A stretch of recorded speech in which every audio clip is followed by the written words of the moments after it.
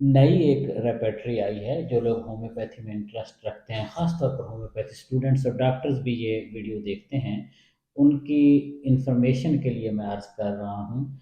एक latest repertory आई है। हमेशा होम्योपैथी में बड़ी रिसर्च हो रही होती है, आए दिन नए नए बेहतरी के एक्सपीरियंसेस केसेस शेयर होते रहते हैं, और उसकी रोशनी में अलामात, रूब्रिक्स, और ख़ास तौर पर जब से कोविड का ज़माना, कोरोना का ज़माना, उसकी वैक्सीन, उसकी तकालीफ, उसके मसाइल आए हैं, तब से तो बेशुमार तरक्की हो चुकी है।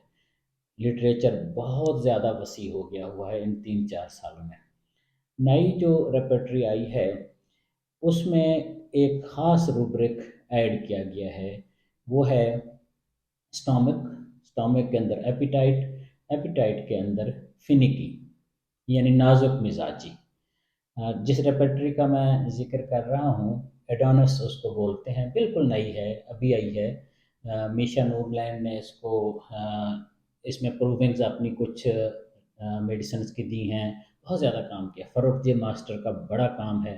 डॉक्टर फ्रेडरिक ने ख़ास तौर पर इसको मज़ीद इजाफ़े किए हैं, और आजकल बहुत यंग होम्योपैथिक डॉक्टर, कमाल के स्कॉलर डॉक्टर ल्यूक नूरलैंड, ये भी इसमें मसरूफ़ हैं।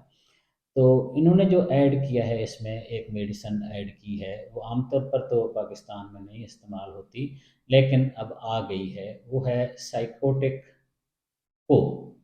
साइकोटिक को ये सिर्फ मैं होम्योपैथिक डॉक्टर्स के लिए अर्ज़ कर रहा हूँ। आम पेशेंट्स या मरीज़ों के लिए जो मैं मेडिसिन बताऊँगा वो अलहदा है। साइकोटिक को पढ़ना, देखना, समझना चाहिए। ये एक नोज़ोड है। मैं ये ख़ास तौर पर होम्योपैथिक डॉक्टर्स और स्टूडेंट्स को तफ़सील बता रहा था कि ये लेटेस्ट अपडेट आई है।